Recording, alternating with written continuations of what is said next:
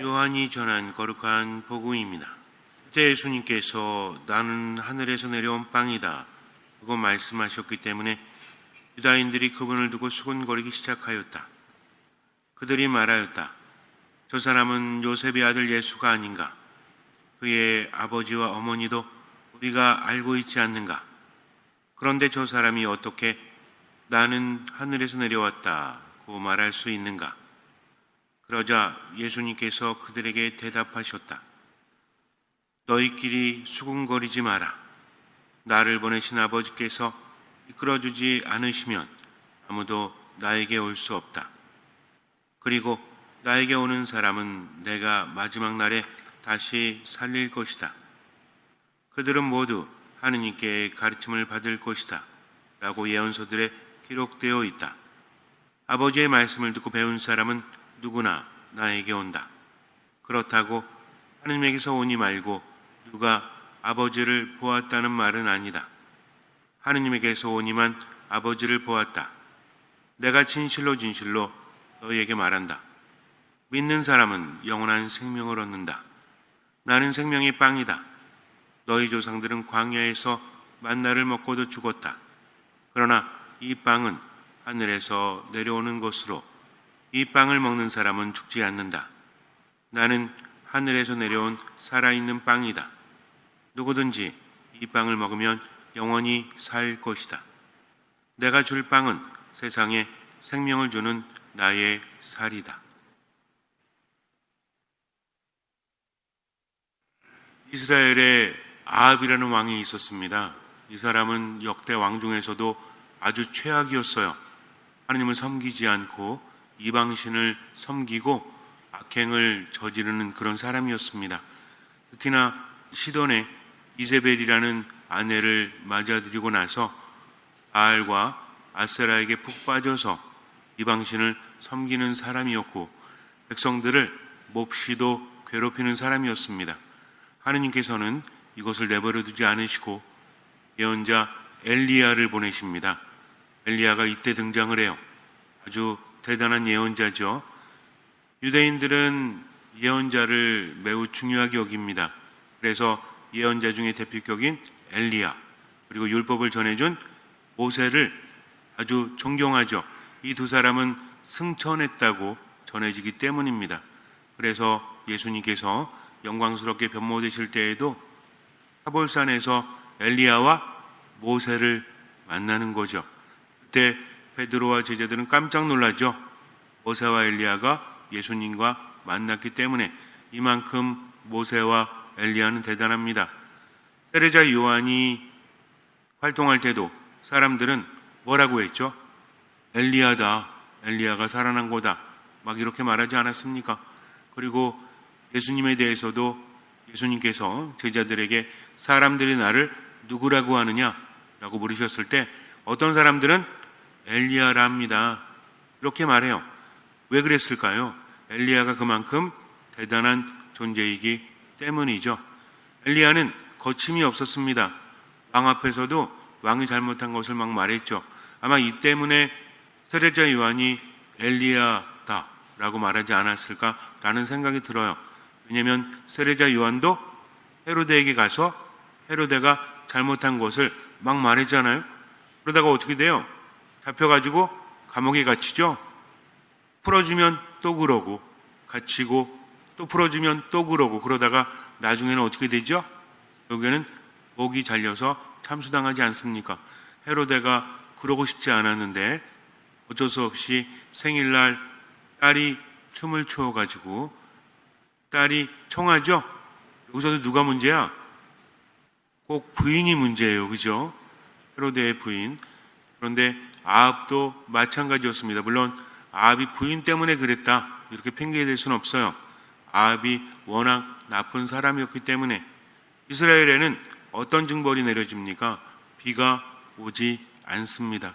1년이 지나고 2년이 지나고 3년이 지나도 비가 오지 않는데 엘리야가 그랬죠.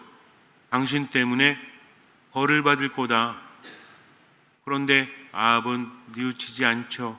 오히려 엘리야를 미워합니다. 네가 이 빵종을 떨어가지고 이렇게 된 거다. 왜 우리를 괴롭히느냐라고 하면서 누구 탓을 합니까? 남의 탓을 해요. 자기 탓을 하지 않습니다. 못된 사람들의 특징 중에 하나가 뭡니까? 남 탓을 하는 거죠. 그래서 자기가 열심히 살려고 하기보다는 환경 탓하고 남 탓하고 가족 탓하고 진짜 못났죠. 그러면서 이기적으로 살아갑니다. 어쨌든 3년이 지나도록 비가 오지 않으니까 이스라엘은 너무 힘들었죠. 그때 하느님께서 엘리야를 아합에게 보내십니다. 그리고 그 유명한 갈멜산에 450대 1의 전투가 벌어지는 거죠. 어떤 내용인지 아시는 분도 계시고 좀 헷갈리는 분도 계시겠지만 하느님의 예언자 엘리야 한 사람 그리고 바알의 예언자 450명 여기에다가 아세라를 섬기는 예언자들도 있었습니다. 바알만 있었던 게 아니에요. 바알과 아세라는 아주 유명한 신들이죠. 이들은 풍요와 다산 이렇게 생각하시면 돼요. 당시에 농경 생활하면서 필요했던 게 뭐죠? 농사가 잘 돼야 될 거 아니에요.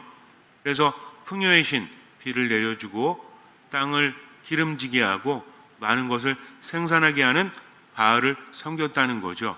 그러면서 아세라, 바알과 아세라의 관계는 여러 가지 관계라는 설이 있습니다. 부부라는 설도 있고 또 여러 가지 설이 있는데 어쨌든 중요한 건 그거예요. 아세라는 다산, 아이를 많이 낳게 해주는 당시에 아주 필요한 거죠. 농사를 짓다 보면 뭐가 필요하죠? 요즘에는 농사를 뭘로 져요? 기계로 짓죠. 옛날에는 사람으로 농사를 지니까 뭐를 많이 뭐를? 자식 중에서도 어쨌든 아들을 많이 낳아야 뭔가 노동력을 생산할 수 있는 그런 아주 중요한 것이었기 때문에 아세라를 사람들은 섬겼습니다. 제사를 지내고 그들의 법을 따르고 근데 이게 좀 문란해요. 그래서 하느님 보시기에 너무 안 좋았던 거죠. 하느님을 섬기지 않고 믿지 않으니까. 그래서 예언자 엘리야를 시켜서 회개하기를 바라는데 아합은 고집을 부리죠. 회개하지 않습니다. 그래서 우여곡절 끝에 비를 내리게 하는 결투를 벌인 겁니다. 근데 이 결투는 목숨을 건 거예요. 왜냐하면 엘리야가 비를 내리지 못하고 바알의 예언자들이 비를 내리게 되면 엘리야는 어떻게 되겠어요? 죽을 수밖에 없죠.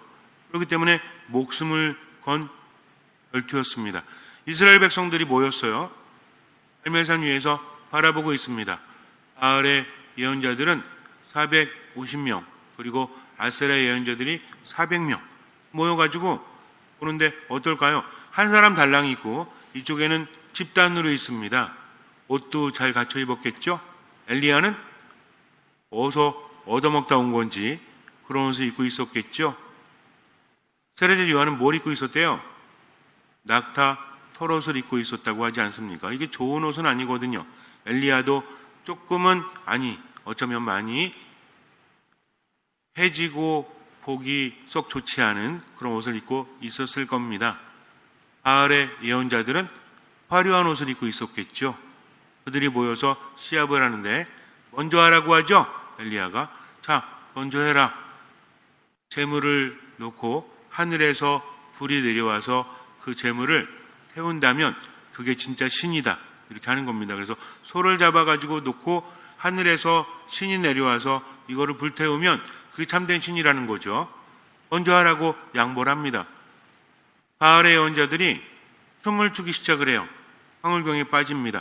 몇 시간 동안 소리를 지르고 노래를 하면서 심지어는 자기 몸에 피를 내는 거예요. 칼 같은 거 가지고 그렇게 종교적인 의식을 거행하는데 비가 내리지 않습니다. 엘리야는 누워가지고 팝콘각으로 잘 모르시는구나. 팝콘각이 뭐예요? 영화 볼 때 팝콘 먹잖아 이렇게. 영화도 안 보시고 팝콘도 안 드시니까 모르시겠죠. 어쨌든 그거 하면서 뭐라고 하냐면 야, 좀 더 소리를 질러봐. 좀 더 노래를 해봐. 가는 거 아니야? 여행이라도 갔나 보지. 니네들이 좀 더 불러야만 너희 대신 바알이 내려와서 재물을 받을 거 아니야 하면서 조롱합니다. 아무리 소리를 질러대도 어때요? 하늘에서 아무런 조짐도 있지 않죠. 엘리야의 차례가 되었습니다. 엘리야가 제단을 쌓고 그 둘레를 파라고 하죠. 그리고 물을 갖다 부라고 합니다. 물을 막 부니까 어떻게 되겠어요? 제단에서 물이 넘쳐가지고 옆에 도랑이라고 하나요? 여기에도 가득 찹니다. 불이 붙을까요? 안 붙을까요? 잘 안 붙죠. 물을 그렇게 몇 번이나 붓습니다. 그리고 하느님께 기도를 하니까 불이 내려와서 모든 것을 불살라버리죠. 하느님만이 참 하느님이시라는 것을 알려주었습니다. 이제 중요한 게 있습니다. 비가 와야 돼요. 왕과 백성들은 기다리고 있었죠. 엘리야는 두 무릎에 얼굴을 묻고 하느님께 청하고 있습니다. 그러다가 저 멀리 바다 쪽에서 섬 하나가 보인다는 시종의 말을 들어요. 이제는 그것이 조금씩 커지는 겁니다. 구름이 커지면 뭐가 오죠? 비가 오는 거예요. 눈에 아주 조그맣게 보이지만 그렇게 하느님의 기적은 시작이 됩니다. 비가 엄청나게 오게 되죠. 그래서 많이 오기 전에 왕에게 가서 어서 돌아가라. 그러면 비가 많이 와서 길이 막히기 전에 돌아가라고 합니다. 왕이 병거라고 하죠. 그거를 타고 갑니다. 말이 끄는 수레라고 하죠. 막 가는데 뒤에서 엘리야가 달려가요. 엘리야는 젊은이였습니까? 나이가 많았죠. 그런데 다리에 힘이 붙어가지고 말이 끄는 수레를 앞질러서 달려갑니다. 뭔 얘기예요? 나이가 많아도 하느님께서 함께 하시면 뭐가 넘친다? 힘이 넘친다는 거죠. 생명력이 넘친다는 겁니다. 젊은이나 청년들도 지치고 비틀거리게 마련이지만 어떤 이는 피곤한 줄도 지칠 줄도 모른다. 하느님께 바라는 이는 마치 독수리처럼 날개쳐 올라간다고 하지 않습니까? 그래서 하느님께서는 인간에게 무엇을 주신다? 힘을 주신다는 거죠. 인간적인 눈으로 볼 때는 힘도 없고 나이도 많고 능력도 없지만 하느님께서 함께 하시면 힘을 주시고 그 힘으로 인간은 살아간다는 거죠. 이제는 승리했죠. 이제는 왕이 회개하고 백성들과 함께 하느님을 섬기면 되는데 여기에 이세벨이 엄청나게 화를 냅니다. 자기가 데려왔던 예언자들을 다 죽여버렸거든요. 엘리야와 백성들은 바알의 예언자들을 모조리 죽여버려요. 하느님만을 섬기라고 하면서. 그랬더니 화가 나가지고 이렇게 말합니다.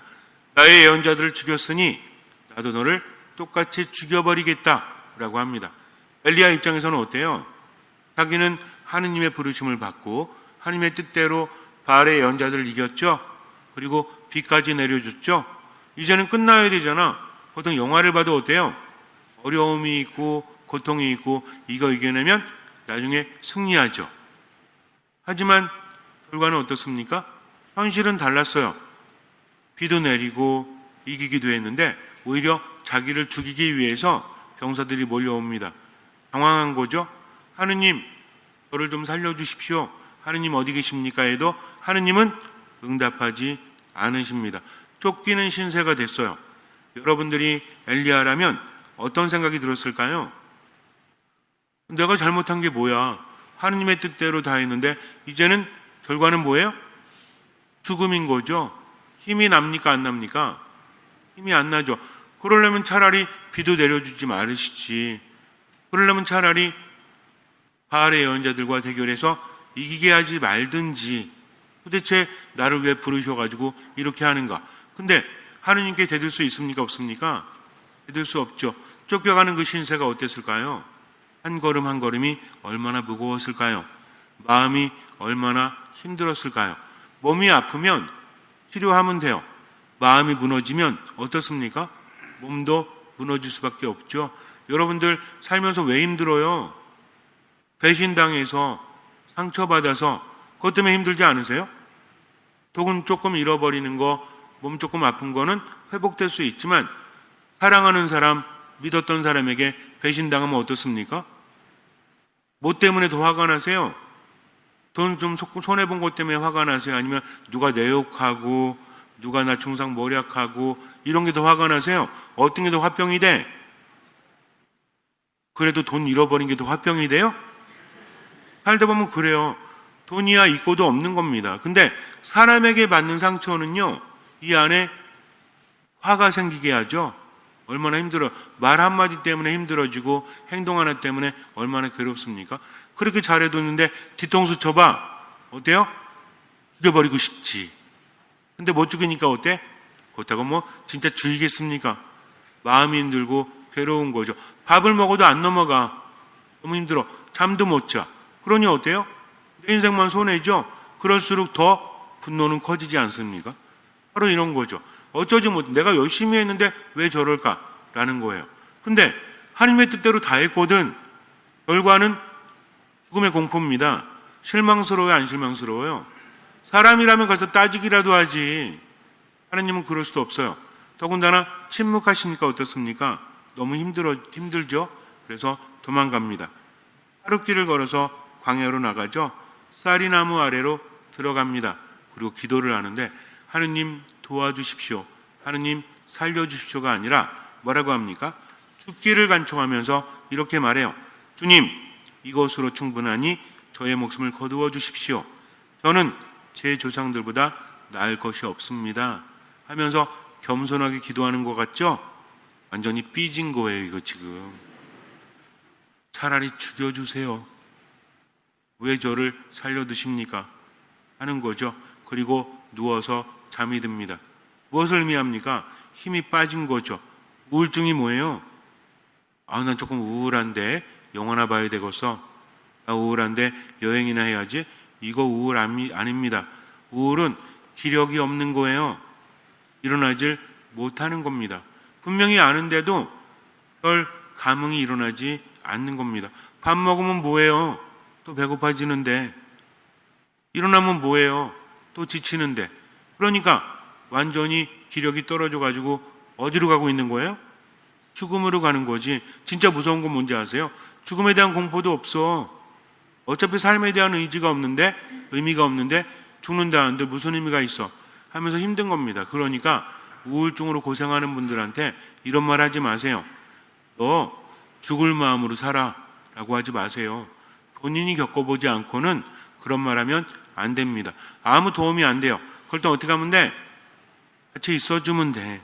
그냥 힘이 되어주면 돼요. 가르치려고 하지 말고, 답답해도 자꾸만 뭔가 강요하지 말고 그냥 함께 해주면 되죠. 그러면서 기도해주면 돼요. 그러면서 치료 잘 받으면 됩니다. 어쨌든 엘리야도 우울증의 상태겠죠. 또 번아웃이라고 하죠. 불태웠거든. 이제는 할 수 있는 게 없거든. 보통 그렇잖아요. 이 정도면 됐다라고 해서 열심히 우리도 그러잖아요. 내가 이 정도 고생하면 우리 가족들이 잘 되겠지. 내가 이 정도 고생하면 나 알아주겠지. 했는데 그걸 넘어섰어. 그러면 어때요? 미치고 팔짝 뛰어. 아니 이렇게까지 했는데 왜 알아주지 않아 하면서 완전히 꼬꾸라지죠. 이게 번아웃이에요. 어떤 일을 하거나 뭐 할 때 완전히 불태웠거든. 이제는 힘이 나지 않는 겁니다. 그러니까 누워가지고 죽기를 바라는 거죠. 그때 천사가 나타나죠. 원래 가뭄 때에는 엘리야가 배가 고팠을 때 하느님께서 누구를 보내시죠? 까마귀를. 그래서 엘리야를 먹이시죠. 엘리야는 많은 경험도 합니다. 실제로 하느님을 체험하죠. 그래서 까마귀가 가져다 준 음식을 먹고 힘을 냈잖아요. 그리고 나서 기적을 일으켰죠. 과부에게 가서. 나중에 기회가 되면 또 말씀드리겠지만 어쨌든 중요합니다. 지금은 천사가 둘 다 날개는 달렸지. 이렇게 말하면 천사한테 혼날지 모르겠지만 까마귀나 천사가 와서 어떻게 합니까? 흔들어서 깨우죠. 일어나서 뭐 해라? 1번 일어나서 춤춰라. 2번 일어나서 먹어라. 몇 번? 2번 일어나서 먹어라 합니다. 먹이려고 하느님께서 보내신 거죠. 하느님은 인간을 먹이십니다. 왜? 먹어야만 살 수 있기 때문이죠. 아무리 대단해도 먹지 않으면 살 수 없습니다. 왜 먹어요? 맛있어서 살려고 먹는 거죠. 이왕이면 맛있는 게 낫지, 맛없는 것보다는. 일어나 먹으라고 말합니다. 엘리야가 깨었거든요. 뜨겁게 달군 돌에다 구운 빵과 물 한 병이 머리맡에 놓여 있죠. 이것을 먹고 마시고 일어나야 되는데 어때요? 또 누워. 완전히 힘이 빠진 거지, 고갈된 거지. 먹어보지만 힘이 나지 않으니까 눕습니다. 천사가 다시 흔들어 깨우죠. 일어나 먹어라, 갈 길이 멀다 하고 말합니다. 엘리야는 일어나서 먹고 마시죠. 그리고 뭘 얻습니까? 그 음식으로 힘을 얻고 밤낮으로 40일을 걸어서, 얼마 동안? 40일을 걸어서 하나님의 산 호렙에 도착을 합니다. 그리고 하나님을 만나죠. 동굴에서. 자, 중요합니다. 내가 끝났다고 생각하는 게 끝이 아니에요. 그것은 누가 알려주십니까? 하느님께서 알려주시는 거죠. 우리 이렇게 기도하잖아요. 하느님, 제가 최선을 다했습니다. 제가 열심히 했습니다. 근데 왜 도와주지 않으십니까? 하면 돼요, 안 돼요? 괜찮아요. 해도 돼요. 근데 중요한 것은 그것은 내가 정하는 게 아닙니다. 하느님이 정하시는 거죠. 하느님께서 감사하라고 하시면 자꾸만 감사할 거리를 찾는 거죠. 어떻게 하면 감사할 수 있다고 했죠? 감사라는 말이 어디서 나왔다고 그랬어요? 감사하다. 우리가 보통 땡큐 막 그러잖아요. 땡크. 근데 이게 think에서 나왔다. 뭐 해라? 생각하라는 거죠. 감사할 거리가 있는지 없는지를. 그래서 자꾸 감사하다 보니까 감사도 습관이라고 그랬죠. 근데 아유 죽겠어, 힘들어. 이것도 습관입니다. 생각을 어떻게 해야 돼? 하느님 안에서 감사할 걸 자꾸만 찾아야 되겠죠. 그러면서 감사하면 몸도 마음도 우리의 뇌도 감사하는 사람은 행복해진다. 근데 불행하다 그러면 뇌가 어떻게 한다고 그랬죠? 아, 이 사람은 불행해야 되는구나 하면서 불행으로 간다는 겁니다. 하느님께서 그렇게 만드신 거죠. 그러니까 하느님 감사합니다. 하느님 감사합니다 하면서 언제까지? 죽을 때까지. 이게 맡기는 겁니다. 언제까지 미사해야 돼요? 죽을 때까지. 언제까지 기도해야 돼요? 죽을 때까지. 기도하면서 어떻게 해야 돼? 그럼 하느님께서 죽을 때까지 내버려 두실까요? 아닙니다. 엘리야는요, 분명히 기적을 체험했거든요. 하지만 아직 준비되지 않았어요. 얼마나 우쭐했을까요? 우리도 그렇잖아. 내가 봉사하면서 자꾸만 우쭐해지죠? 그러면 아닌 것처럼 그래. 이때 조심해야 됩니다. 겸손해야 됩니다. 나는 아무것도 아닌 거죠. 여러분들, 세례자 요한이 뭐라고 합니까? 사람들이 야 대단하다, 메시아 아니야? 그리스도 아니야? 그랬더니 뭐라고 합니까? 나는 그분의 길을 준비하러 왔다. 나는 몸을 굽혀서 그분의 신발끈을 풀어드릴 자격조차 없다라고 합니다. 겸손해야 되는 거예요. 사람들이 세례자 요한을 아무리 높이 띄워도 그래도 세례자 요한은 자기 처지를 잘 안다는 거죠. 하느님이 안 계시면 아무것도 아니다. 바오로 사도도 어땠습니까? 바오로 사도도 굉장히 우쭐거렸었죠. 왜 그런지 아세요? 바오로 사도는 다른 사도하고 달라. 다른 12사도는 어때요? 시골 출신이요. 내세울 게 별로 없어. 바오로는 어때요? 지금으로 따지면 S대 출신, 명문가 출신이. 옛날에 무슨 고등학교 무슨 대학교 그러면 대단했죠. 왜 대단해? 선배들도 깔렸거든. 여러분들 의대 그러면 어디, 법대 그러면 어디, 이게 왜 유명한지 아세요? 커트라인도 높지만 이미 거기 나온 사람들이 기득권을 차지하고 있기 때문이죠. 지금 보세요. 제가 말할 수 없지만 우리나라 봐도 꽉 잡고 있는 사람들이 어디대 출신이야? 어디대? 가톨릭대? 신학대? 어디 출신이야? S대 출신이잖아. 이거 부인할 수 없잖아요. 이거 대단한 겁니다. 그래서 공부 열심히 해서 왜 거기 가려고 하는지 아세요?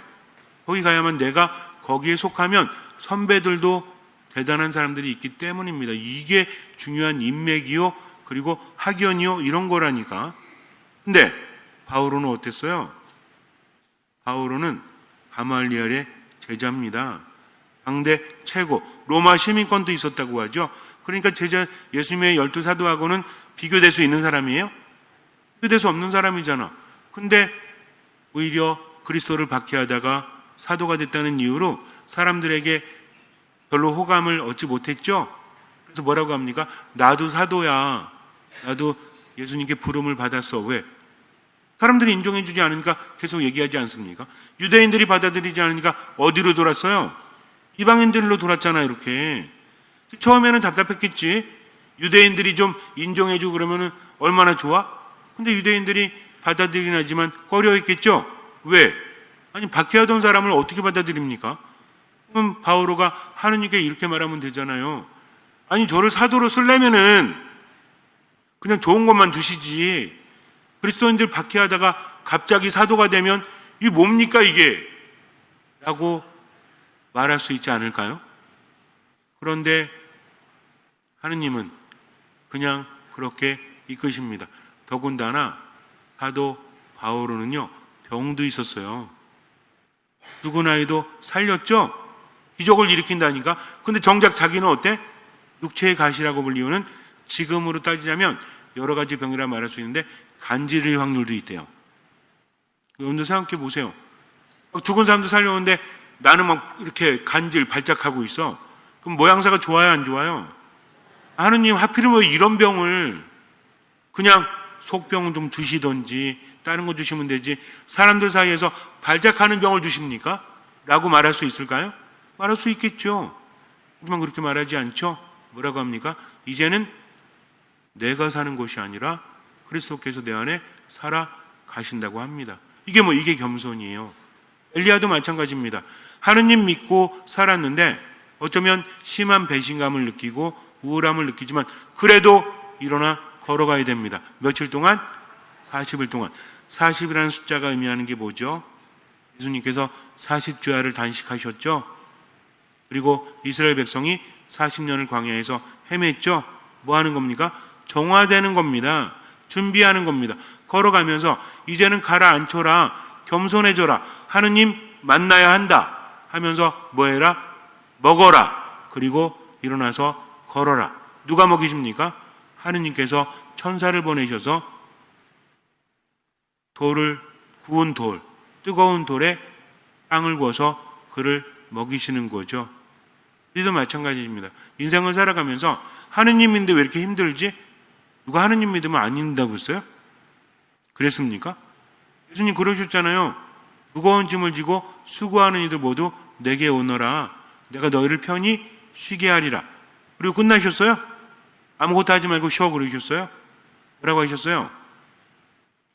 내 짐은 가볍고 내 멍에는 편하다. 나는 마음이 온유하고 겸손하니 나에게 배워라 라고 하셨잖아요. 그분의 멍에를 메고 배우라고 하셨잖아요. 삶은 아무리 하느님을 믿는다고 해도 편해지지 않습니다. 중요한 건 뭐냐면 그분의 뜻을 따르느냐 따르지 않느냐, 이게 중요하다는 거죠. 성당에 백날 오면 뭐해? 듣는 마음도 없는데 하느님 못 만나요. 하느님 만나려면 어떻게 해야 돼요? 겸손해야 돼요. 겸손하려면 어떤 마음을 가져야 돼요? 듣는 마음. 들었으면 어떻게 해야 돼? 실천해야죠.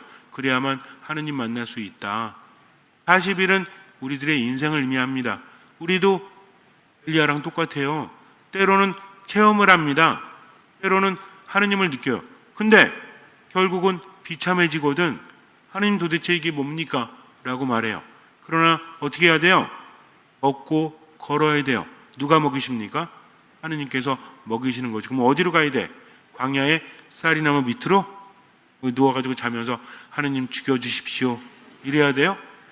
하느님은 언제 우리를 먹이십니까? 천사를 보내서 빵을 먹이신 것처럼 하늘에서 내려오는 빵을 언제 먹이세요? 이 거룩한 미사 때. 이거 잊으시면 안 돼요. 미사 때는 마지막 미사인 것처럼 마음을 다해서 참여해야 됩니다. 미사 참여할 때는 주님 말씀하십시오. 제가 듣습니다. 당신의 말씀 뭐든지 실천하겠습니다 하면서 하느님 때문에 감사합니다. 하느님 때문에 기뻐합니다. 하느님 때문에 기도합니다. 하느님, 그래요. 용서하라고요? 제 마음이 찢어졌지만 하느님 때문에 용서할게요 하면서 얼마만큼? 할 수 있는 만큼, 얼마만큼? 보이는 만큼 용서하기 위해서 기도하는 겁니다. 저는 용서 못합니다. 제가 얼마나 많은 상처를 받았는데요. 하면 돼요, 안 돼요? 이거 안 돼요. 왜 안 되는지 아세요? 하느님 안에 머물지를 못하거든요. 어떻게 해야 됩니까? 우리는 겸손해져야 됩니다. 여태까지 내가 당연하다고 여겼던 모든 것들이 무너진다고 할지라도 하느님 바라보고 지금만 살아가는 거죠. 그분이 보내주신 음식을 먹고 거룩한 미사를 통해서 성체를 모시고 그 힘으로 하루하루 살아가는 거죠. 얼마만큼? 할 수 있는 만큼. 얼마만큼? 보이는 만큼. 그렇게 오늘만 살면 돼요. 내일 걱정은 내일에 맡기면 되지. 그러다 보면 어디 도착해요? 하느님의 산 호렙에. 근데 나중에 말씀드리겠지만 호렙에 가서도요, 하느님 못 찾아요. 지진이 일어나고 바람이 부는데도 하느님은 거기 계시지 않아요. 나중에 알려드릴게요. 성경 읽어보시면 나오겠지만 하느님은 그렇게 만나는 게 아닙니다. 말씀을 통해서 우리에게 오시는 거죠. 그래서 어떤 사람이 하느님 만난다? 말씀을 듣는 사람. 어떤 마음을 가진 사람? 듣는 마음을 가진 사람. 그러니까 힘내서 언제만 살아가면 돼요? 오늘만. 내일은 또 맡기면 되죠. 잠시 눈을 감으세요. 몸이 피곤하십니까? 마음이 우울하십니까? 아무런 희망도 없으십니까? 그러면서 불평하면서 슬퍼하면서 분노하면서 시간을 보낸다 한들 나아지는 것은 무엇입니까? 하느님을 믿으십시오. 내 삶이 아무리 절망적이라도 아무리 슬픔이 크고 우울함이 크더라도 그래도 하느님 믿고 지금을 살아가십시오. 하느님은 당신이 정하신 때가 되면 우리에게 보여주십니다. 우리는 준비해야 되는 거죠. 그러니 그분이 주시는 음식을 먹고 힘을 내서 살아가십시오. 거룩한 미사에 온전한 마음으로 참여하고 성체를 내 안에 모시고 그 힘으로 하루하루 살아가십시오. 나머지는 맡기시면 돼요. 할 수 있는 만큼, 보이는 만큼. 주님께서는 그 믿음을 보시고 우리 삶에 놀라운 기적을 일으켜 주실 것입니다.